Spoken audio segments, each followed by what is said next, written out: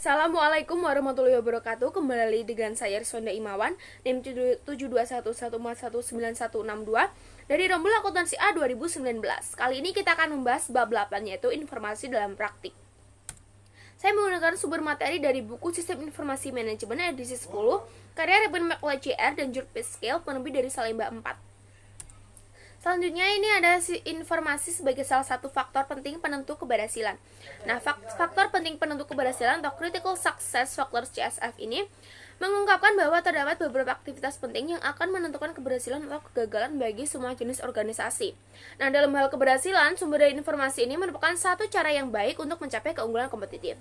Perusahaan yang melaksanakan strategi ini mengakui bahwa informasi merupakan suatu sumber daya yang berharga, dan sistem informasi yang baik ini merupakan salah satu dari CSF itu sendiri. Lanjutin ada sistem pemrosesan transaksi. Sistem pemrosesan transaksi digunakan untuk menjelaskan sistem informasi yang mengumpulkan data yang menguraikan aktivitas perusahaan, mengubah data menjadi informasi, dan menjadikan informasi tersebut bagi para pengguna, baik di dalam maupun di luar perusahaan. Selanjutnya ada tinjauan sistem. Nah, dalam tinjauan sistem ini terdapat sistem distribusi yang ditunjukkan oleh kotak berwarna biru. Untuk pelanggan, pemasok, gudang bahan baku, dan manajemen ini merupakan unsur-unsur lingkungan dari sistem distribusi. Lanjut ada subsistem utama dari sistem distribusi. Nah, untuk subsistem utama dari sistem distribusi ini ditunjukkan oleh kotak yang berwarna biru. Nah, itu ada mengisi pesanan pengisian persediaan, yang ketiga ada memelihara buku besar. Lanjut ini ada sistem yang memenuhi pesanan pelanggan. Nah, untuk sistem yang memenuhi pesanan pelanggan ini terdapat 4 sistem utama. Yang pertama adalah sistem entry pesanan. Nah, dalam sistem entry pesanan ini memasukkan pesanan pelanggan kepada sistem. Yang kedua adalah sistem persediaan. Sistem persediaan ini memelihara catatan persediaan. Yang ketiga adalah penagihan. Nah, sistem ini tuh membuat faktur penagihan. Kemudian untuk piutang dagang ini itu sistem untuk menagih utang dari para pelanggan gitu ya. Lanjutin ada sistem yang memesan persediaan pengganti. Untuk sistem yang memesan persediaan pengganti ini ada 3, yaitu ada sistem pembelian. Ini menerbitkan pesanan pembelian kepada pemasok untuk persediaan yang dibutuhkan. Yang kedua adalah sistem penerimaan. Ini menerima persediaan dari pemasok. Yang ketiga adalah sistem utang dagang. Ini melakukan pembayaran utang kepada pemasok gitu ya. Lanjut ada sistem yang menjalankan proses buku besar. Yang pertama adalah sistem memperbarui buku besar atau update general ledger system. Ini akan membuka catatan yang menguraikan berbagai tindakan dan transaksi ke dalam buku besar. Yang kedua adalah sistem pembuatan laporan manajemen atau prepare management report system, yang menggunakan isi buku besar untuk membuat neraca dan laporan laba rugi serta laporan lainnya, jadi berhubungan dengan laporan perusahaan. Ya, selanjutnya adalah menempatkan sistem pemrosesan transaksi dalam perspektif.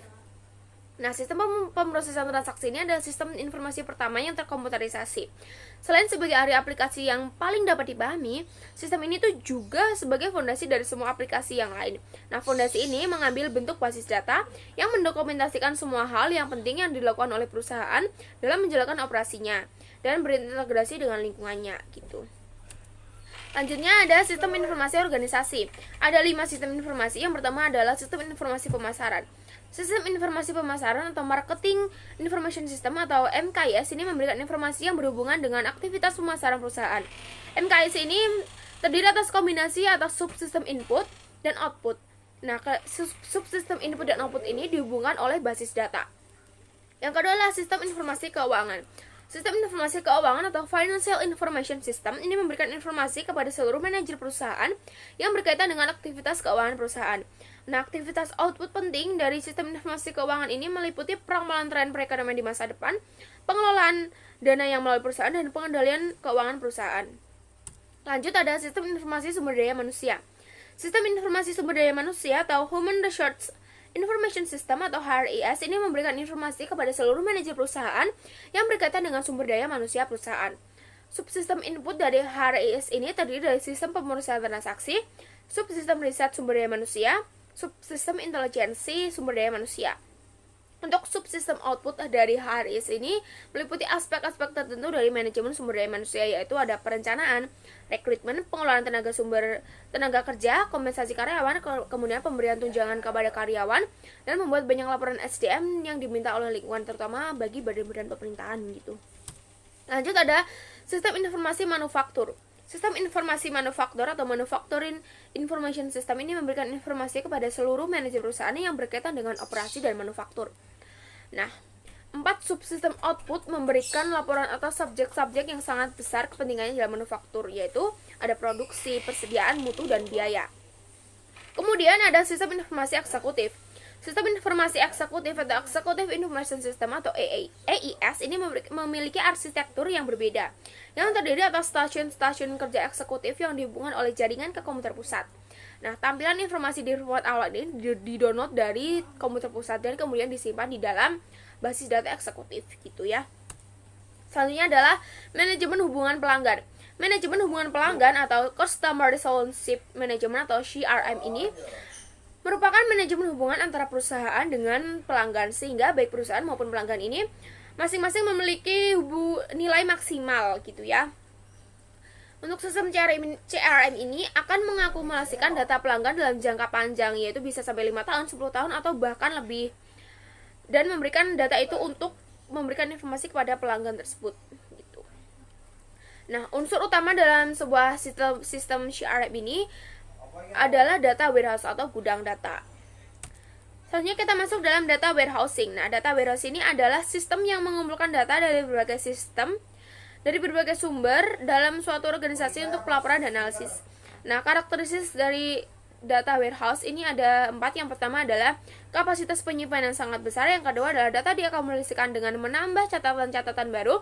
Yang ketiga adalah data dapat diambil dengan mudah. Yang keempat adalah data sepenuhnya digunakan untuk pengambilan keputusan. Selanjutnya adalah sistem data warehousing. Data warehouse ini merupakan bagian utama dari data warehousing. Kemudian data ini dikumpulkan dari sumber-sumber data dan dikirimkan ke area pengumpulan sebelum dimasukkan ke dalam penyimpanan data warehouse.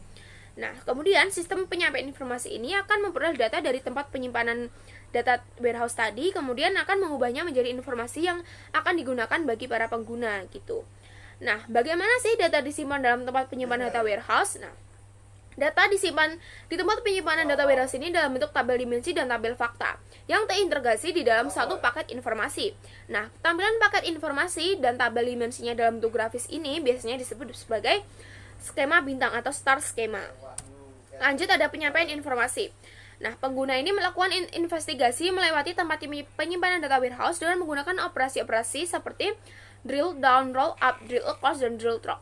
Drill down ini merupakan proses melakukan navigasi ke bawah melalui tingkatan-tingkatan rincian. Untuk roll up ini merupakan proses navigasi ke atas yang memungkinkan pengguna memulai dengan tampilan terinci. Untuk drill across ini merupakan proses navigasi dengan cepat bergerak dari satu hierarki data ke hierarki lainnya. Nah, untuk yang terakhir adalah drill track ini merupakan proses navigasi yang berangkat dari tingkat ringkasan ke tingkat terendah yang terinci, gitu ya. Kemudian ada OLAP. OLAP atau Online Analytical Processing ini memungkinkan pengguna berkomunikasi dengan data warehouse melalui GUI ataupun antar muka web dengan cepat memperoleh informasi dalam berbagai jenis format termasuk grafik. Terdapat 2 pendekatan OLAP, yaitu ada rollup dan mollup. Nah, rollup ini menggunakan suatu sistem manajemen basis data relasional standar. Untuk mollup ini menggunakan suatu sistem manajemen basis data khusus multidimensional. Selanjutnya adalah data mining. Data mining ini adalah proses menemukan hubungan dalam data yang tidak diketahui oleh pengguna. Terdapat 2 cara dasar dalam melakukan data mining, yaitu verifikasi hipotesis dan penemuan pengetahuan. Nah, dalam verifikasi hipotesis ini, pengguna yakin bahwa terdapat pola-pola tertentu di dalam data. Dan sistem ini dapat menginformasikan atau menolak asumsi ini, gitu. Untuk penemuan pengetahuan, dalam penemuan pengetahuan ini, pengguna menyerahkan sepenuhnya kepada sistem untuk menemukan pola-pola yang akan dilakukannya dengan mempergunakan logika kecerdasan teknologi, gitu. Kemudian menamakan data warehousing dalam perspektif. Nah, kebutuhan akan data warehousing ini selalu ada sejak zaman dahulu. Namun, teknologi informasi yang digunakan itu tidak terlalu mencukupi gitu.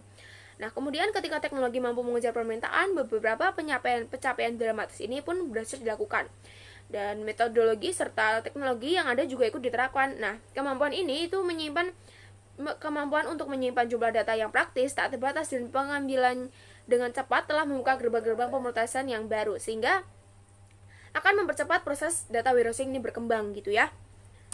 Oke, sudah selesai materi dari saya. Terima kasih atas perhatian teman-teman semua.